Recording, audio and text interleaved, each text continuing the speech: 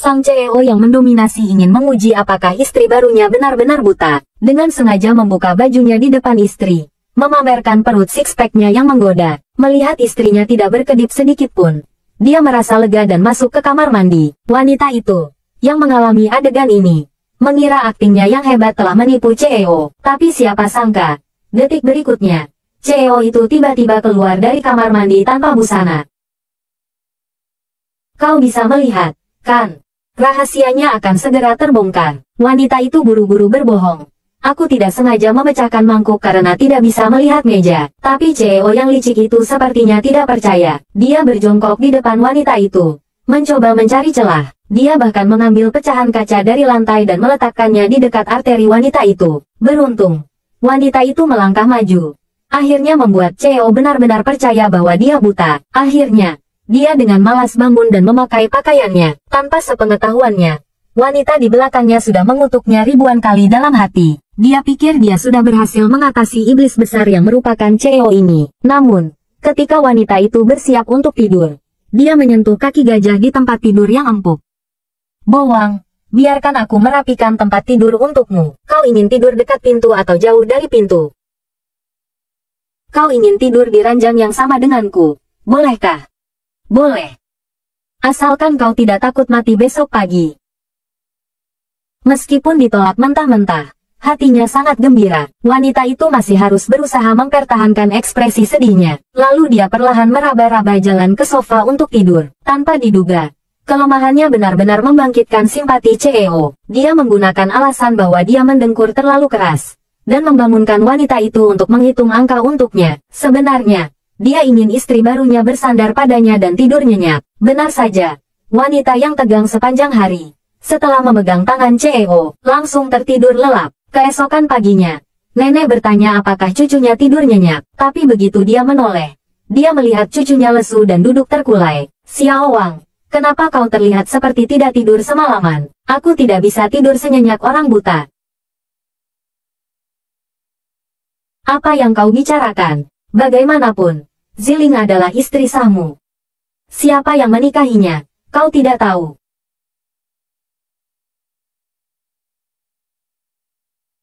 Xiao Wang. Bagaimanapun, Ziling sedang mengandung anakmu. Setelah bayi lahir, aku akan membesarkannya sendiri. Saat itu, apapun yang kau inginkan, aku pasti akan membantumu mendapatkannya. Benarkah? Kalau begitu aku ingin mati, kau bantu aku. Lu Ziling, kau pikir kau masih nona muda Lu yang tinggi dan perkasa itu?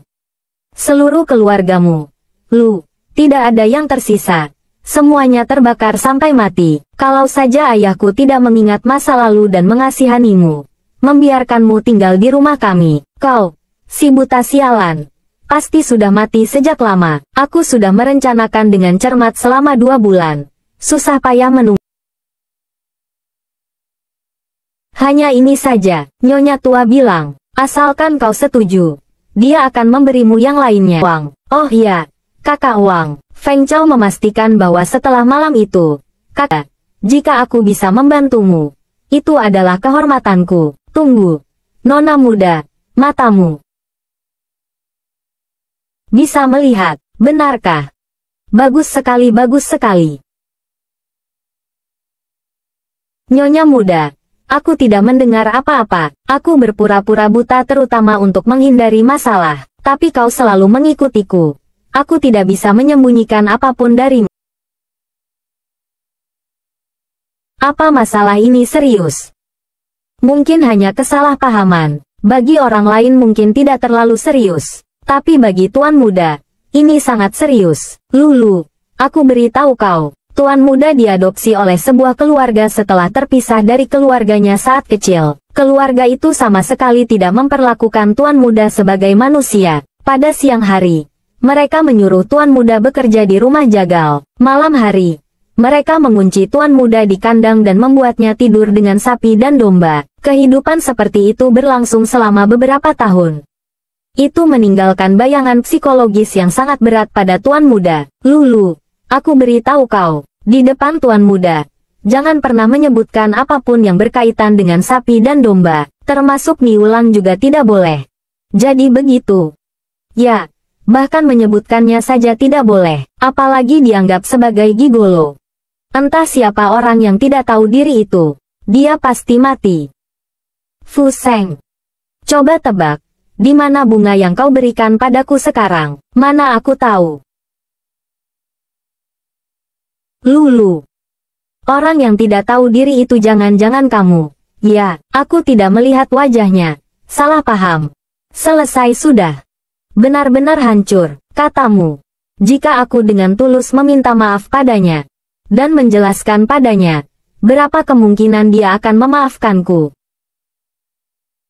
Tidak ada pengecualian, jika itu adalah orang yang sangat dipedulikan Tuan Muda. Mungkin ada, tapi sepertinya dia terhadapmu.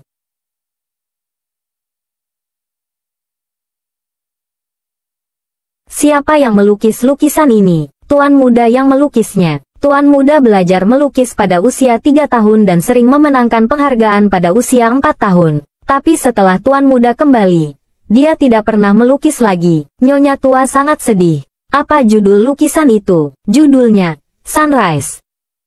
Bicara tentang ini untuk apa bencana sudah dekat. Lulu, cepat pikirkan solusinya. Aku sudah ketemu kamu. Aku senang.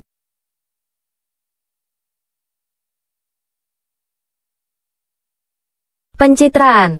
Menyukai dia tapi tidak mengganggunya. Seharusnya sudah terjaga. Kan? Berikutnya adalah barang lelang kelima malam ini. Adalah sebuah lukisan kuno berusia 200 tahun. Paman Feng. Mengerti. 430.000. Lu Ziling. Bisakah kau berhenti mempermalukan diri sendiri? Lukisan ini bernilai lebih dari 8 juta. Bagaimana kau bisa tega meneriakkan 430.000? Kenapa tidak bisa menawar? Bukankah dikatakan tidak ada harga awal? Kalau kau masih punya malu, pergilah. Kau benar-benar berpikir bisa mendapatkan barang murah di sini. Aku tawar 8 juta. Adakah penawaran yang lebih tinggi? 8 juta. Sekali. 8 juta. 2 kali. 8 juta. 3 kali.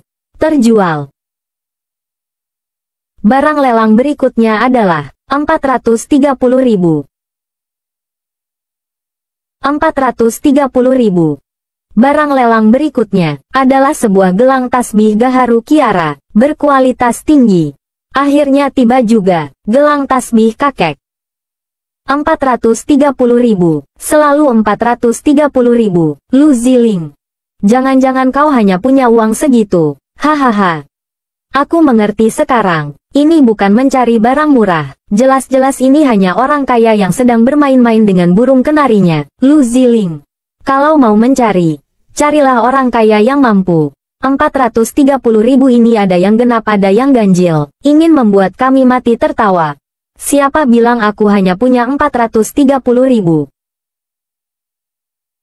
1 juta. Nona muda, kita tidak punya. Diam. Aku sudah menawar 1 juta. Sekarang kalian bisa menawar lebih tinggi. Wanita ini pandai berakting. Pria tua itu sudah keceplosan. Dia sama sekali tidak punya 1 juta. Lu Ziling, kau ingin sok kaya, kan? Aku akan memuaskanmu. Hadirin sekalian, Ziling adalah teman lamaku, karena dia sangat menginginkan gelang tasbih ini. Bisakah kalian memberi muka pada keluarga Gong, menyerah dan membiarkannya mendapatkannya? Bagaimana? Nona muda, jika kau tidak menyerah sekarang, sudah terlambat. Kalian tidak perlu menyerah. Silakan menawar lebih tinggi. Aku setuju dengan apa yang dikatakan Ziwa. Karena Ziling menginginkannya, maka berikan saja padanya dengan harga 1 juta. Benar. Benar. Mari kita semua membantu. Menyempurnakan keindahan. Jangan menawar lagi. Tidak bisa. Tidak bisa. Tidak menerima hadiah tanpa jasa. Jika kalian tidak menawar lebih tinggi, aku juga tidak. Keren. Nona Gong, ada urusan lain. Gelang tasbih ini setidaknya bernilai 5 juta. Kau ingin mengambilnya dengan 1 juta. Nona Gong. Gelang tasbih ini kau yang menjualnya sendiri. Apa acara lelang keluarga Gong hanyalah permainan anak-anak? Masih ada yang namanya menarik kembali tawaran. Lu Ziling, Kau sedang bermain rumah-rumahan. Di acara lelang keluarga Gong kami, tidak pernah ada yang menarik kembali tawarannya.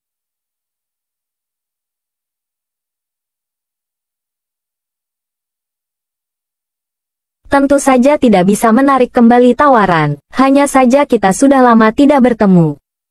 Ingin menikah terjadi sesuatu.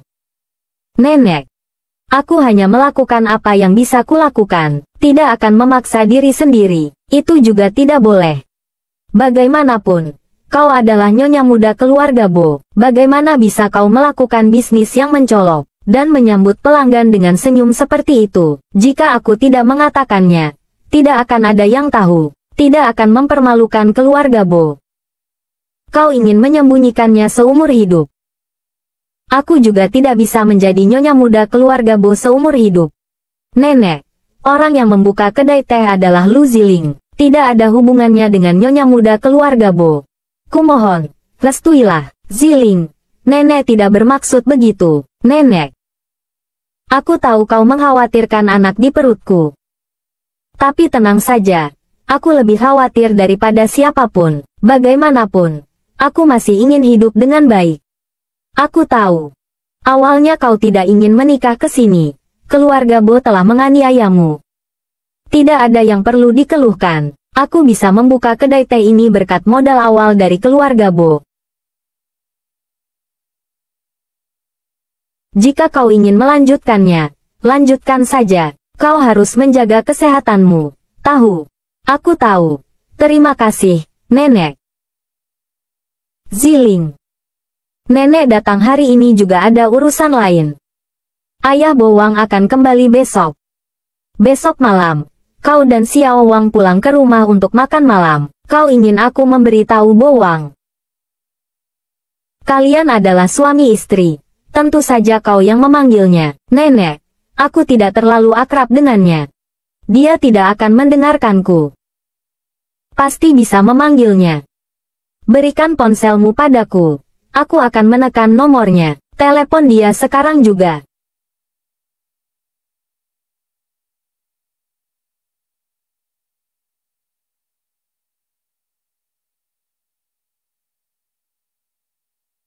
Nenek, dia tidak akan menjawab. Kurasa dia bahkan tidak menyimpan nomorku. Ada apa? Setelah pulang, Lulu. Kau sedang hamil. Jangan sampai kelaparan. Oh ya, Lulu. Kau harus berhati-hati. Sepertinya ada orang yang memantaumu. Memantau aku. Benar. Tadi ada seseorang yang masuk. Dia tidak membeli teh. Langsung menanyakan tentangmu. Menanyakan apa yang biasanya kau lakukan di kedai teh. Menanyakan apakah kau sering berhubungan dengan pria lain, dan sebagainya. Penguntitan semacam ini lalu apa yang kau katakan? Aku kan pintar. Langsung memadamkan niatmu. Aku bilang padanya kau sudah menikah, dan menikah dengan orang yang kau sukai sejak kecil. Demi dia, kau bahkan tidak pernah berbicara banyak dengan pria lain, dan saat senggang, kau hanya memikirkan suamimu. Selain suamimu, kau tidak menemui siapapun. Baiklah. Kalau begitu aku pergi dulu. Itulah kata-kata asli Jiang Fuseng. Ya, Kak Wang. Aku jamin tidak ada satu kata pun yang salah. Menurutmu, apakah dia berkata jujur atau bohong? Jiang Fuseng adalah orang yang jujur. Dan dia setiap hari bersama kakak iparnya tidak. Nyonya muda, seharusnya dia berkata jujur. Selain itu, Yu Yunfei dan Xia Meiqing juga tidak memiliki kontak apapun dengan Nyonya muda, jadi bisa disimpulkan bahwa Nyonya muda bersih. Seharusnya tidak ada kekuatan di belakangnya, jadi Anda tidak perlu khawatir dia mata-mata siapa.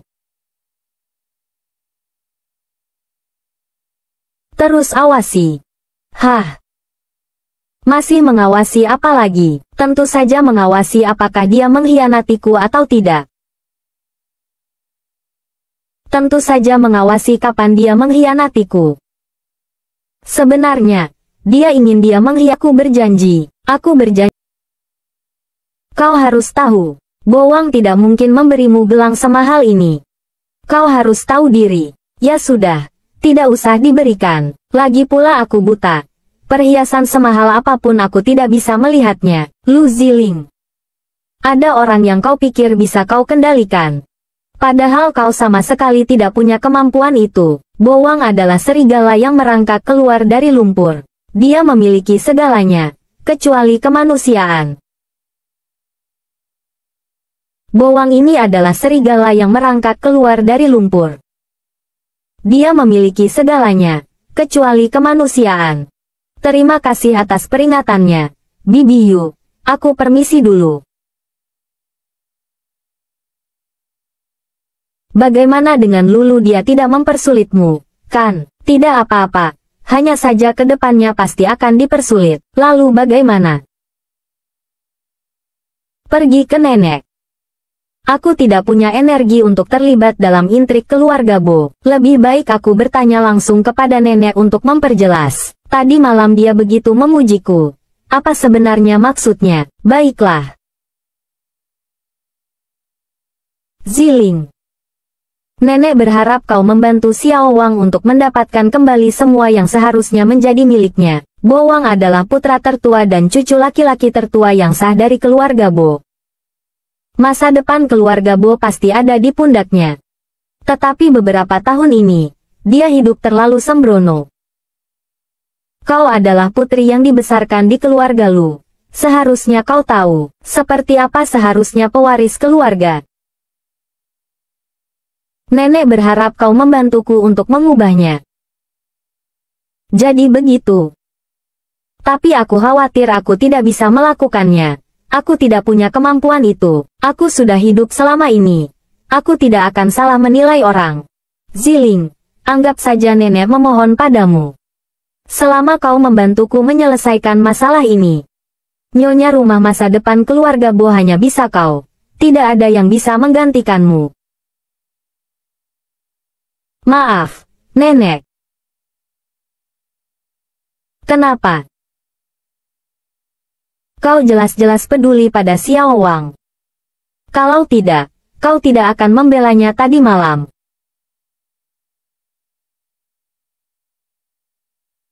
Aku mengerti kau peduli pada Xiao Wang.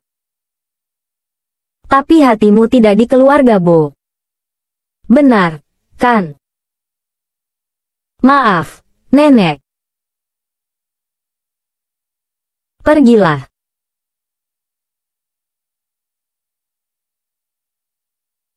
Kau tidak perlu khawatir. Jangan khawatir tentang aku.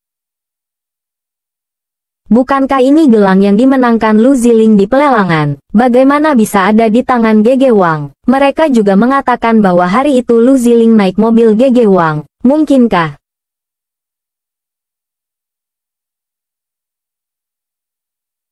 Benar-benar tidur bersama. Apakah tidur bersama atau tidak itu penting? Kepuasan Anda, Tuan Muda keempat Ji. Yang paling penting, Gege Wang. Aku hanya bertemu dengannya 2 kali, dan setiap kali kau yang membawaku ke sini. Lalu berapa kali kau ingin bertemu dengannya? Tidak ingin sekalipun. Nona Lu, aku minum terlalu banyak teh. Aku akan ke toilet sebentar. Tolong temani Gege Wang untukku. Aku pergi dulu.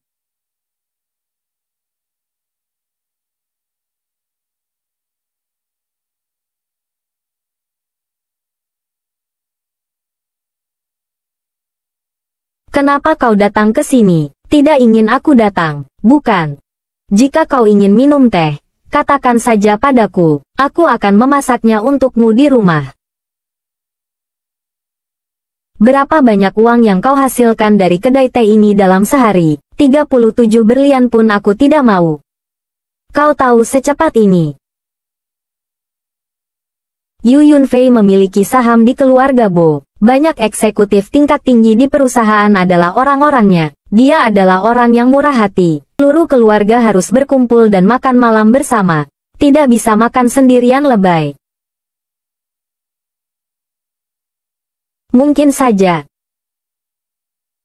Seandainya aku bisa melihat sinar bulan malam ini. Betapa indahnya. Pasti sangat indah.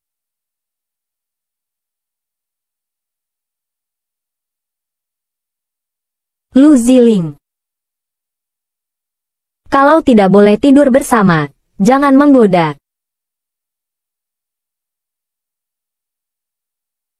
Kalau tidak boleh tidur bersama, jangan menggoda. Aku hanya ingin punya keluarga. Bagaimana bisa berubah menjadi merayunya?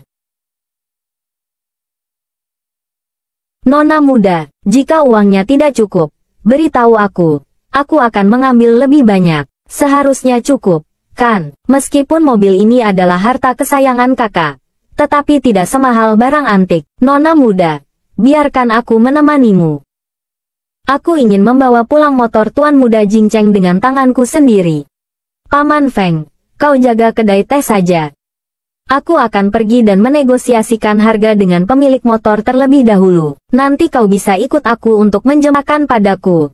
Kita bisa menyelesaikannya bersama. Nyonya muda, kau tidak bisa menyelesaikannya. Kau bukan lagi nona muda lu yang dulu. Sekarang kau sama sepertiku, hanya ikan di atas talenan, menunggu untuk disembelih. Paman Zhang, karena kau sudah tahu latar belakangku, maka kau harus tahu bahwa keluarga lu sekarang hanya tersisa aku.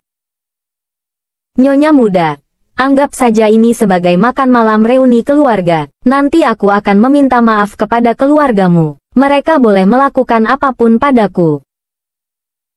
Kau ingin mati bersamaku.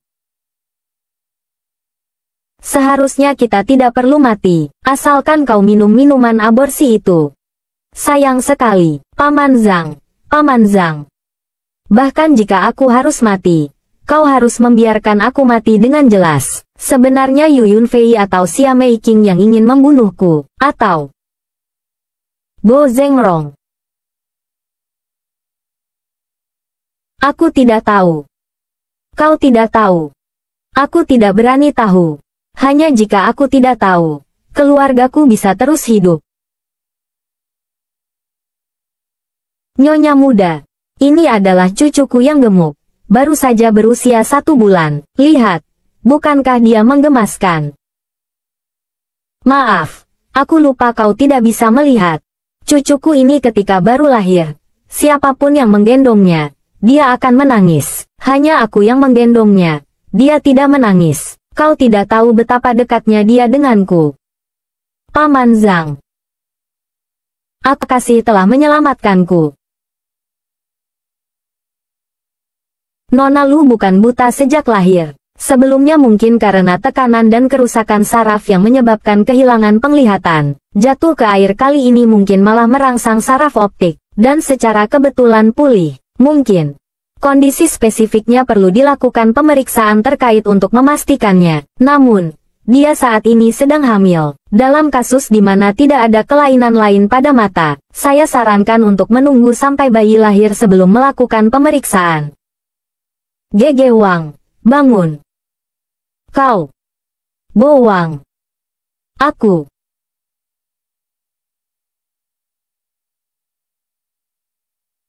Kau bangun dan buta lagi. Sekarang aku bisa melihat dengan jelas. Bo Wang. Kau tampan sekali. Bo Wang. Kau tampan sekali. Ada apa ini? Apakah aktingku ketahuan? Bos Lu, aku ingin menjelaskan dulu. Aku tidak datang ke sini khusus untuk menemuimu. Aku datang untuk mengambil obat nenekku. Kebetulan bertemu denganmu. Aku tidak tertarik padamu. Kau jangan sampai tertarik padaku. Ya, tenang saja. Tuan Muda Ji, kau aman. Baguslah. Bagaimana dengan Fuseng? Bagaimana keadaannya? Xiao Fuseng baik-baik saja. Hanya lehernya yang sedikit sakit. Sekarang dia sedang tidur. Bos Lu, kau juga istirahatlah dengan baik. Gege Wang. Gege Wang. Gege Wang. Ji Jing, kau tadi berdiri di posisi yang bagus ya. Gege Wang. Aku juga tidak menyangka Bos Lu akan melihatku pertama kali dia membuka matanya. Maksudmu ini takdir? Tidak. Tidak. Tidak. Tidak. Tentu saja tidak. Ini kebetulan. Benar-benar kebetulan. Aku kebetulan datang untuk mengantarkan obat untuk nenek. Kebetulan bertemu dengan Gege Wang. Kebetulan berdiri di samping tempat tidur. Kebetulan membiarkan bos Lu melihatku pertama kali dia membuka matanya, masih bilang bukan takdir. Bukan kebetulan, tidak, tidak, tidak, tidak, itu kebetulan, tidak, tidak, tidak, tidak, Gege Wang. Seharusnya aku tidak lahir secara kebetulan. Nenekku akan mati jika dia tidak minum obat. Aku harus segera mengantarkan obat, Gege Wang. Kalau begitu aku pergi sendiri. Nona muda, apa yang ingin kau lakukan? Kita sekarang bahkan tidak tahu siapa dalang di balik semua ini. Memang tidak bisa diselidiki, tapi aku tahu mengapa orang itu ingin membunuhku. Jika orang itu semakin menginginkan sesuatu, aku justru tidak akan membiarkan dia mendapatkannya. Aku pikir dia pasti tidak akan tahan untuk tidak muncul ke permukaan. Nona muda, apa yang akan kau lakukan? Nenek. Hal yang nenek katakan padaku sebelumnya, aku setuju. Aku akan melakukan yang terbaik, membantu Bowang menjadi penerus yang berkualitas. Aku akan melakukan yang terbaik, membantu Bowang menjadi penerus yang berkualitas. Ziling. Aku tahu mengapa kau tiba-tiba berubah pikiran. Ini semua salahku. Jika bukan karena aku tiba-tiba bersikap baik padamu, orang-orang itu tidak akan berani menyentuhmu. Aku seharusnya mengirim lebih banyak orang untuk melindungimu. Tidak apa-apa, Nenek.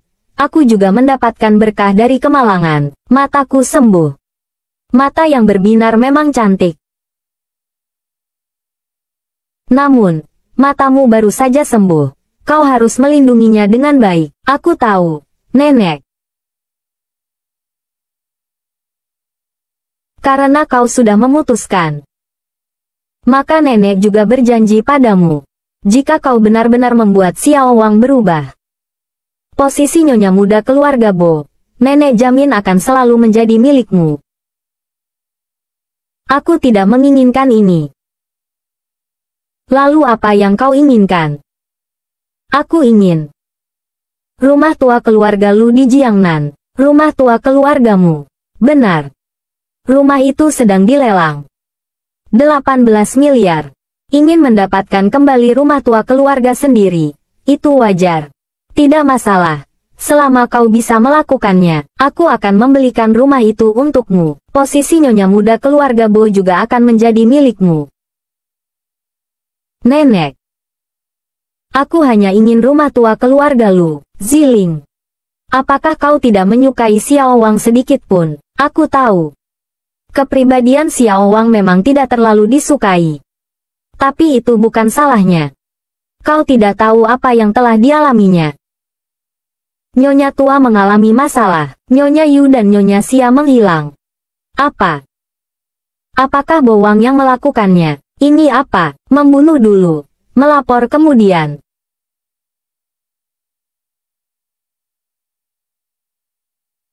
Katakan bagaimana orang-orang itu menghilang. Sore hari, Nyonya Xia pergi untuk Bowang yang melakukannya. Siapa lagi? Jangan bicara omong kosong. Mana mungkin dia punya kemampuan itu? Ibu. Cucu ibu ini sangat cakap. Dia bisa menculik orang tanpa suara. Tidak ada orang kedua di Yuncheng. Tidak bisa dikatakan dia yang melakukannya hanya karena dia cakap. Apa ibu masih tidak percaya? Tuan. Tuan muda masih tidak mengangkat telepon. Lihat. Kan, tidak mengangkat telepon. Ini menunjukkan bahwa dia merasa bersalah. Merasa bersalah apa? Itu hanya dugaan ibu sendiri. Lihat. Kan, dia juga tidak mengangkat teleponku. Mungkin baterai ponsel Xiao Wang habis. Sekarang zaman apa? Ponsel yang kehabisan baterai bisa diisi ulang. Mungkin Xiao Wang tidak menemukan kabel pengisi daya. Anak muda zaman sekarang. Siapa yang tidak membawa kabel pengisi daya? Cucuku bukan anak muda biasa.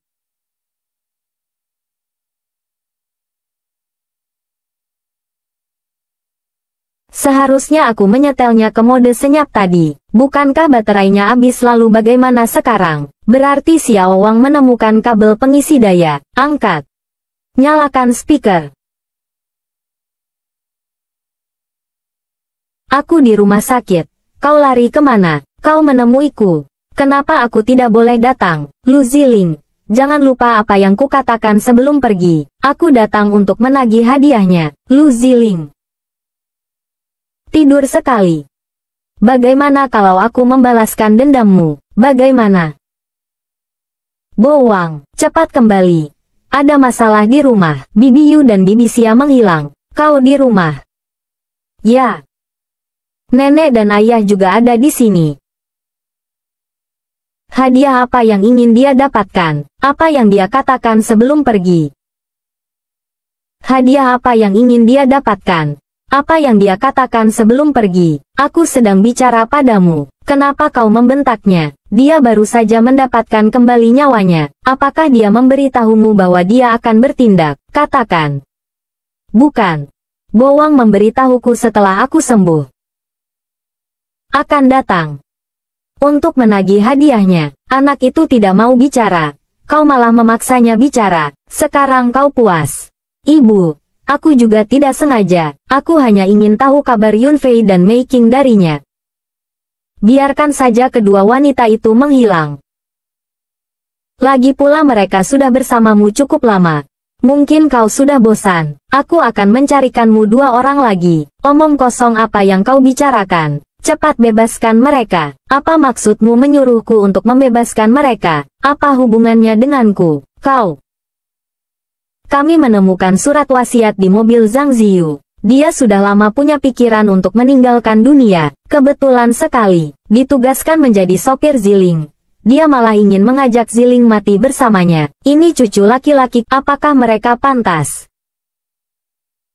Menggunakan peninggalan ibuku untuk menukar nyawa 2 wanita, apakah mereka pantas? Mereka tidak boleh mati. Kalau begitu, tenang saja, jika aku yang melakukannya, aku pasti tidak akan membiarkan mereka mati. Menyentuh wanitaku, bagaimana mungkin aku membiarkan mereka mati semudah itu? Apa yang ingin kau lakukan? Beraninya kau, aku, orang yang tumbuh dari lumpur.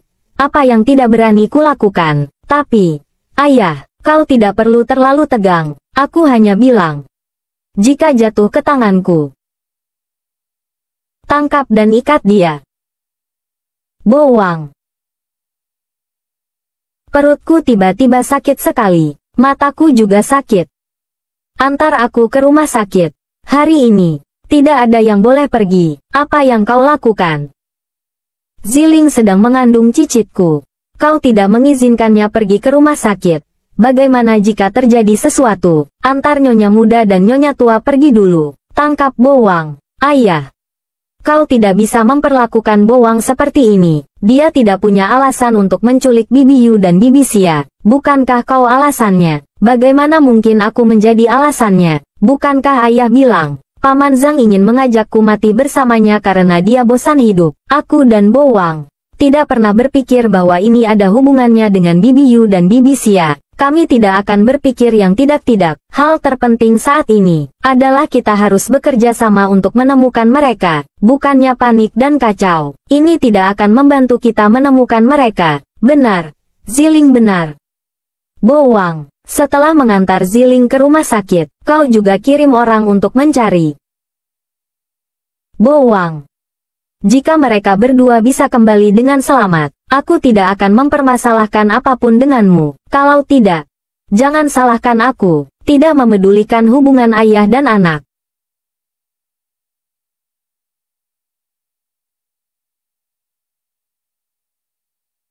Karena Xiao Wang memiliki keinginan untuk mati. Dia tidak ingin hidup lagi. Pantas saja dia selalu membicarakan kematian. Ziling. Xiao Wang sekarang seperti berjalan di jalan yang tidak memiliki lampu dan cahaya. Kegelapan di semua sisi. Kau harus membantu nenek menariknya keluar. Biarkan dia melihat cahaya. Nenek, ceritakan padaku. Nenek, 15 tahun ini, apa yang telah dialaminya? Xiao Wang. 15 tahun yang lalu, setelah kecelakaan mobil, diadopsi oleh seorang tukang daging. Siang hari, melakukan pekerjaan pemotongan hewan. Malam hari dikurung di dalam kandang untuk tidur. 11 tahun. Dia melarikan diri dari rumah tukang daging. Masuk ke panti asuhan. Dikucilkan dan diintimidasi. Sendirian melakukan pekerjaan beberapa orang dewasa. 14 tahun. Panti asuhan ditutup. Dia menjadi gelandangan. Memulung sampah untuk hidup. Dan juga diintimidasi oleh geng-geng. Seringkali tidak makan selama beberapa hari. 15 tahun. Dia bertemu dengan seorang teman bernama Suli. Masuk ke kasino. Menjadi pengawal. 16 tahun. Dia menanggung kesalahan besar yang dilakukan oleh Suli. Dipukuli setengah mati oleh pemilik kasino. Di tempat tidur. Terbaring selama 3 bulan.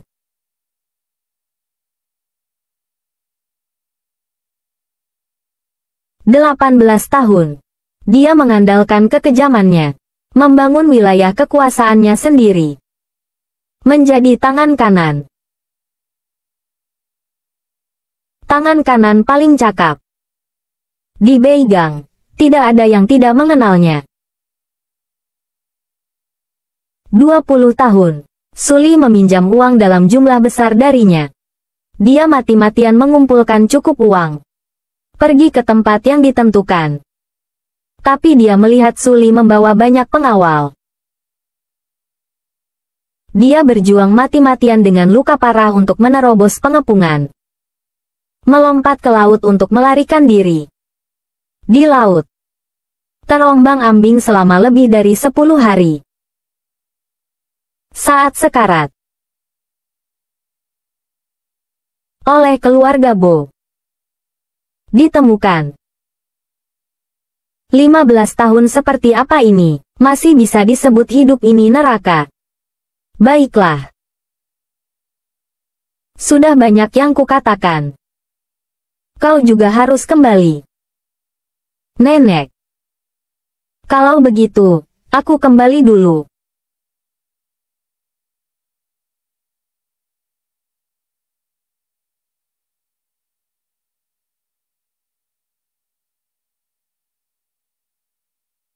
Dia sedang menungguku. Ziling. Aku sudah menyiapkan beberapa barang yang dibutuhkan bayi. Ikut aku untuk melihat apa yang masih kurang. Membicarakan tentang persiapan Badatau. Pada awalnya, Zheng Rong sangat menyayangi putra sulungnya ini. Mungkinkah ini ada hubungannya dengan ibu kandung Bo Wang? Benar. Kalau dibilang, kau agak mirip dengannya. Keduanya menikah tanpa rela. Perbedaannya adalah, dia adalah pernikahan politik. Zheng Rong sangat menyukai ibu kandung Bo Wang. Tetapi ibu kandung Bo Wang selalu hidup dalam kesedihan. Bahkan setelah melahirkan Xiao Wang, tidak banyak yang berubah. Sampai Xiao Wang berusia 5 tahun, akhirnya, dia meminta cerai dari Zheng Rong. Maka, tragedi terjadi. Zheng Rong tidak setuju untuk bercerai. Dia sangat marah dan mengurungnya. Tetapi ibu kandung Bo Wang bertekad untuk pergi. Dia membawa Xiao Wang yang berusia 5 tahun melarikan diri dengan mobil. Akibatnya, terjadi kecelakaan mobil, meninggal di tempat. Xiao Wang sejak saat itu hilang selama 15 tahun. Hanya karena ibu kandung Bo Wang. Ayah menyalahkan Bo Wang.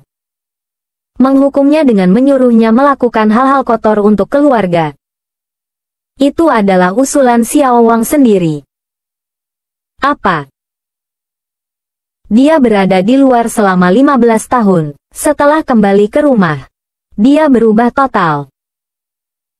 Dia tidak peduli apapun. Satu-satunya yang dia inginkan adalah peninggalan ibunya. Maka dia berinisiatif untuk membuat kesepakatan dengan Zheng Rong. Tapi ada banyak cara untuk mendapatkan kembali peninggalan itu. Kenapa dia memilih cara ini? Karena Xiao Wang ingin mati. Dia tidak ingin hidup lagi. Kukira kau sudah pergi. Naik.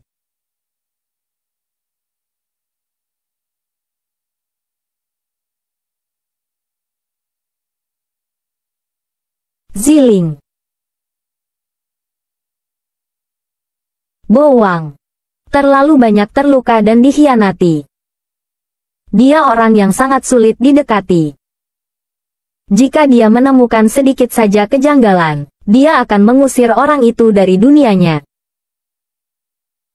Sekarang dia sangat mempercayaimu, orang yang bisa menariknya keluar dari kegelapan. Hanya kau. Bo Wang, katakan, aku tidak bisa menemanimu lebih lama lagi, tapi aku berharap dalam waktu yang terbatas ini, kau bisa tahu bahwa aku tidak akan pernah menyakitimu, apalagi mengkhianatimu. Menyetir.